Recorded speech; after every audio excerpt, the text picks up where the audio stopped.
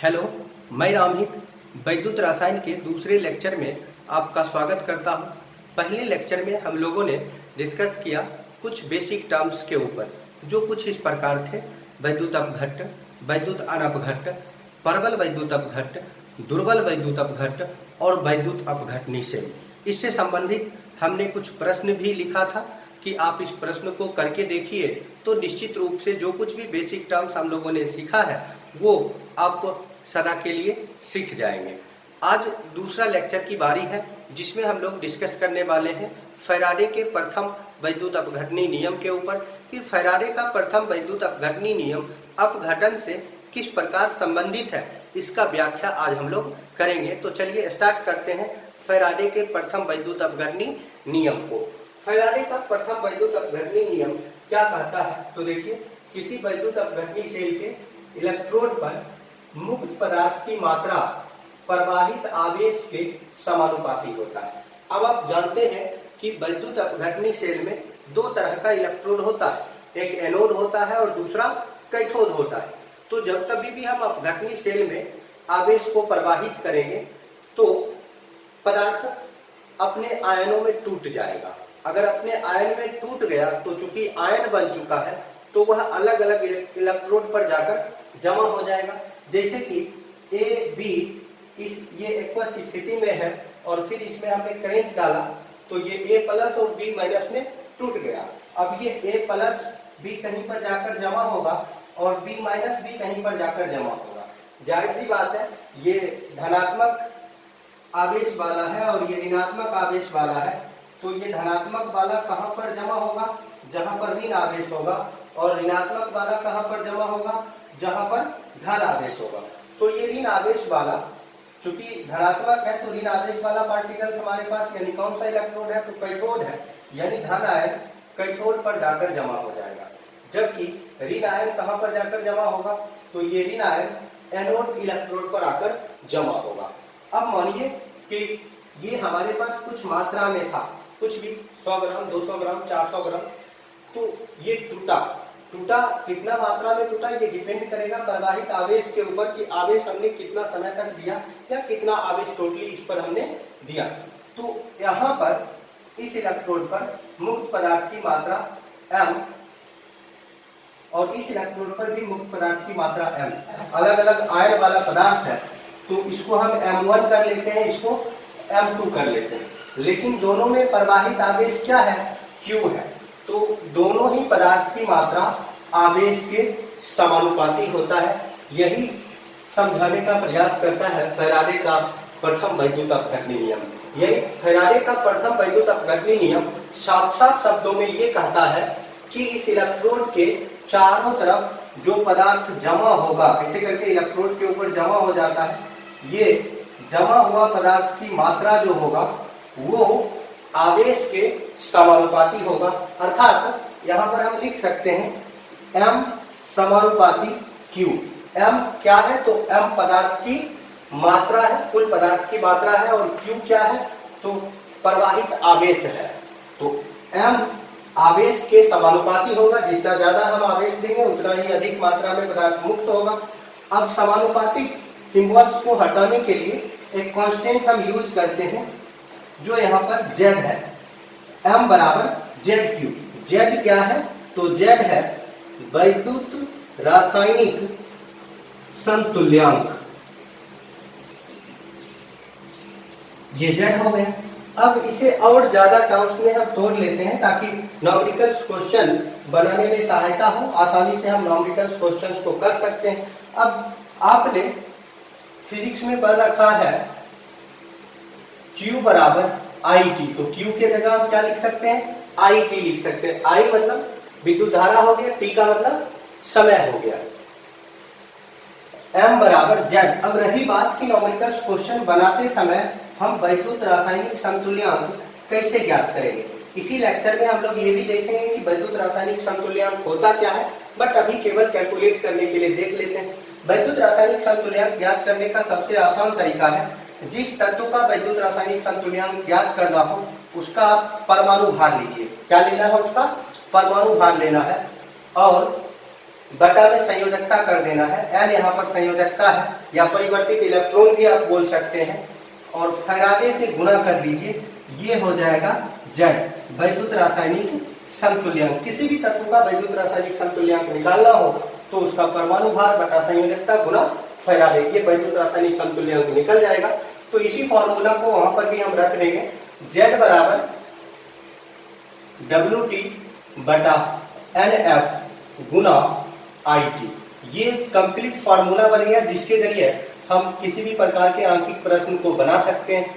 किसका मतलब क्या है वो देखिए, जहां M का मतलब है मुक्त पदार्थ की मात्रा, और ध्यान रखिएगा सर कि ये पदार्थ जो मुक्त होगा वो ऑलवेज ग्राम में मुक्त होगा, ग्राम में आएगा। WT यहाँ पर इसका जो भी पदार्थ मुक्त होगा यानी आयन मुक्त होगा, उस आयन का परमाणु भार होगा। N परिवर्तित इलेक्ट्रॉन बोल सकते हैं, परिवर्तित इलेक्ट्रॉन की संख्या जो मैक्सिमम टाइम देखा जाता है संयोजकता के बराबर होता है, और F फैराडे स्थिरांक, एक फैराडे बराबर 96,494 कूलम, जिसको हम लगभग कहेंगे 96,500 कूलम। ये सटीक नंबर होगा जो कैलकुलेशन करने में ज्यादा दिक्कत नहीं होगा। I बराबर विद्युत धारा, और विद्युत धारा एम्पियर में होगा। T बराबर समय, और समय ऑलवेज आपको सेकेंड में रखना है। अब मान लो कि डायरेक्ट आपको Q दे दिया गया हो, तो Q का मतलब होता है आवेश, और आवेश का मात्रक होगा कूलम्ब्स। तो Q भी दे दिया जाएगा, आवेश भी दे दिया जाएगा, बहुत बार Z भी दे दिया जाएगा, और डायरेक्टली कहेगा कि मुक्त पदार्थ की मात्रा कैलकुलेट करें। चलिए इस पर एक आंकिक प्रश्न करके देखते हैं, फिर आगे बढ़ेंगे। जैसे मानिए कि एक एग्जांपल्स के लिए हमने क्वेश्चन लिखा, सोडियम क्लोराइड के जलीय विलयन में 5 एम्पीयर की धारा 10 मिनट तक प्रवाहित करने पर कैथोड पर कितना सोडियम मुक्त होगा।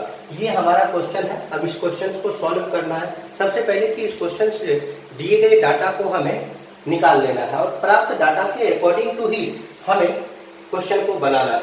तो इधर वाला इवेंट्स को हम मिटा देते हैं ताकि डाटा को हम लिख सकें। क्वेश्चन को पढ़ने से साफ साफ स्पष्ट हो रहा है कि सोडियम धातु मुक्त हो रहा है। तो सबसे पहले हम सोडियम लिख लेते हैं और सोडियम से संबंधित आंकड़ा को जुटाते हैं।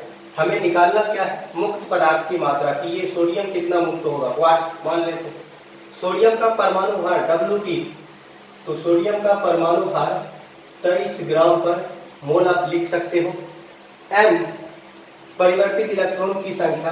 अब देखो सोडियम एक इलेक्ट्रॉन त्याग करके Na+ में कन्वर्ट होता है, मतलब इसका संयोजकता कितना है, 1 है, तो परिवर्तित इलेक्ट्रॉन की संख्या भी हम 1 रख लेंगे।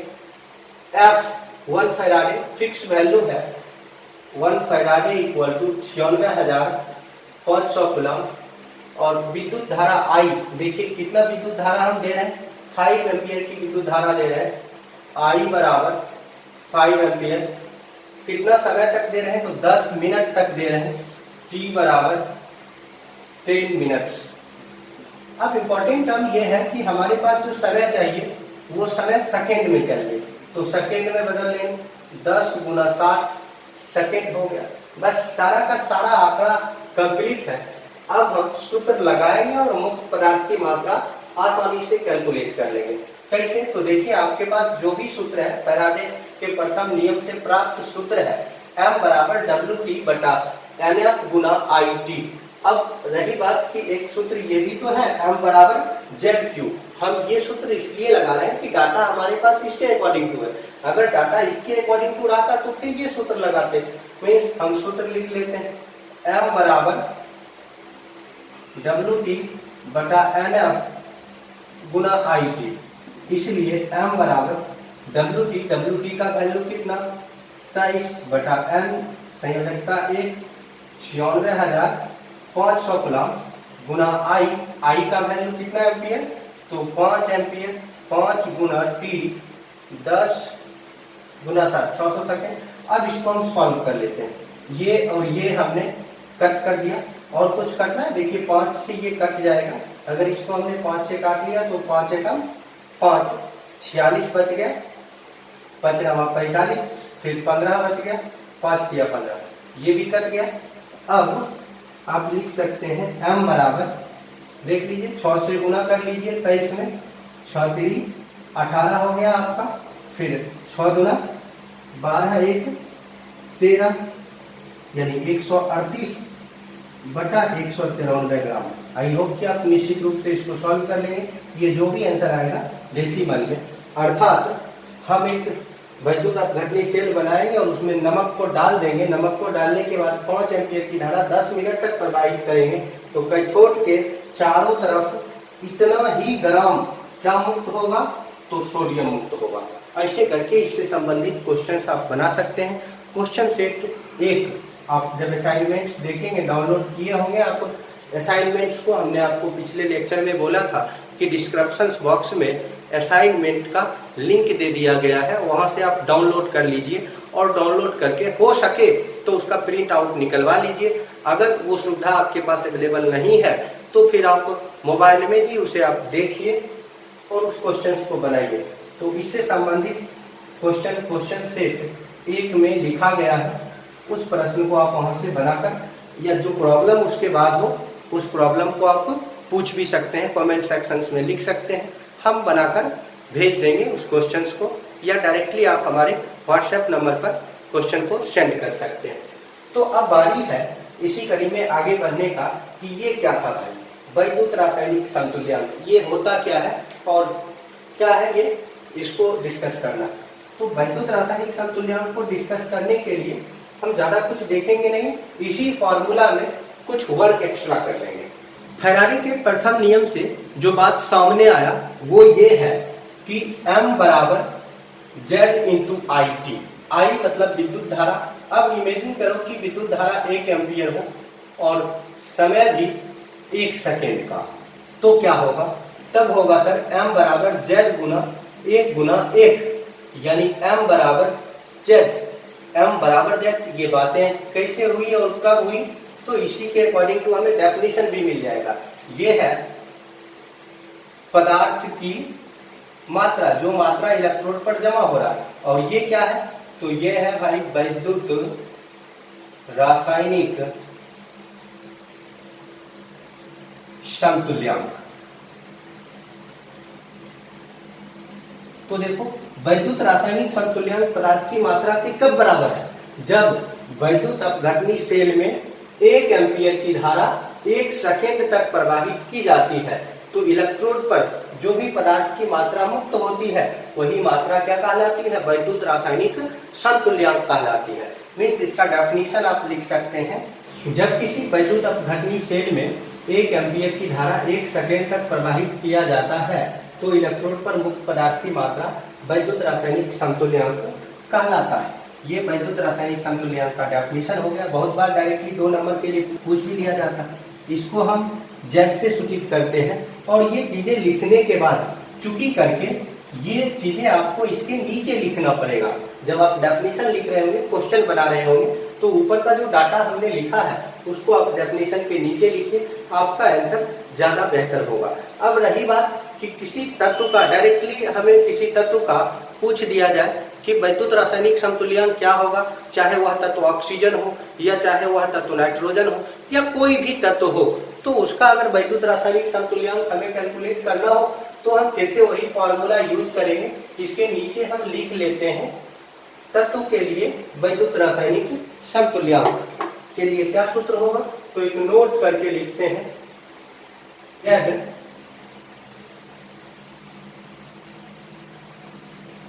एलिमेंट मीन्स तत्व का वैद्युत रासायनिक समतुल्यांक बराबर परमाणु भार बटा संयोजकता गुना 1 फैराडे। 1 फैराडे इक्वल टू, आप इसी को लिख सकते हैं WT बटा N गुना 96,500। डाटा सॉल्व करके इस वैल्यू में आपको लाना पड़ेगा अब एग्जाम्पल देखिए, जैसे मानिए कि आपके पास लिखा हुआ है जिंक का वैद्युत रासायनिक संतुल्यांक ज्ञात करेंगे। तो क्या करेंगे, जिंक का सबसे पहले हम परमाणु भार ले लेंगे 65.3, 65 भी आप रख सकते हैं। जिंक का संयोजकता कितना 2, फिर गुना कर देंगे 96,500 से। सॉल्यूशन करने के बाद जो कुछ भी आएगा वो जिंक का क्या होगा, तो जिंक का वो हो जाएगा वैद्युत रासायनिक संतुल्यांक। या मानिए आपके सामने लिखा हुआ है सोडियम का वैद्युत रासायनिक संतुल्यांक ज्ञात करें। तो क्या करेंगे, सोडियम का परमाणु भार बटा संयोजकता गुना 96,500, ये सोडियम का वैद्युत रासायनिक संतुल्यांक हो जाएगा। या आपको कहे कि चांदी का वैद्युत रासायनिक संतुल्यांक ज्ञात करें। तो चांदी का परमाणु भार 108 बटा संयोजकता 1 गुना 96,500, ये ऐसे करके चांदी का वैद्युत रासायनिक संतुल्यांक ज्ञात कर सकते हो आप। तो वैद्युत रासायनिक संतुल्यांक डायरेक्टली 12th के बोर्ड एग्जामिनेशन में देखा गया है कि इससे क्वेश्चन कभी कभार पूछ लिया जाता है। तो आज के टॉपिक से कुछ क्वेश्चन सामने निकल कर आता है। पहला नंबर कि फैराडे के प्रथम वैद्युत विच्छेदन नियम को लिखें या वैद्युत अपघटनी नियम को लिखें। मोस्ट इंपॉर्टेंट क्वेश्चन होगा बोर्ड एग्जामिनेशन के लिए 2 नंबर के लिए। दूसरा, वैद्युत रासायनिक संतुल्यांक किसे कहते हैं, ये क्वेश्चंस भी पूछ लिया जाता है। तीसरा, जस्ट अभी आपने देखा कि ऑब्जेक्टिव में पूछ लिया जाता है कि किसी भी तत्व का वैद्युत रासायनिक संतुल्यांक क्या होगा, तो आप कैलकुलेट करके दिखाओ जो प्रॉपर तत्व आपको दिया जाएगा। तो चलिए इस पे आज हम कुछ क्वेश्चन लिख लेते हैं। भाषा वाला क्वेश्चन, कि भाषा वाला कौन कौन सा क्वेश्चन पूछा जा सकता है। चूंकि नॉमेरिकल्स क्वेश्चन सेट 1 में लिखा हुआ है जहां से आप प्रैक्टिस कर सकते हो, तो भाषा का कुछ क्वेश्चन HW के तौर पर लिख लेते हैं, जैसा कि पिछले क्लास में हम लोगों ने लिखा था। क्वेश्चन आपके सामने है। पहला, फैराडे के प्रथम वैद्युत विच्छेदन नियम को लिखें। दूसरा, वैद्युत रासायनिक संतुल्यांक किसे कहते हैं। तीसरा, निम्नलिखित तत्वों का वैद्युत रासायनिक संतुल्यांक ज्ञात करें। ऑक्सीजन, कैल्शियम, एल्युमिनियम और क्लोरीन। ये क्वेश्चंस आप बनाइए। तो आज के लेक्चर में आपने जो कुछ भी पढ़ा वो निश्चित रूप से आप सीख पाएंगे। साथ ही साथ बोर्ड में पूछे जाने वाले क्वेश्चंस या कंपटीशन में पूछे जाने वाले क्वेश्चन को भी कर सकेंगे। जब हम फैराडे का दूसरा नियम पढ़ा देंगे तो फिर हम एक लाइव क्लास आएंगे और उस लाइव क्लास के जरिए क्वेश्चन सेट 1 के सारे सॉल्यूशंस को हम करा पाएंगे। धन्यवाद।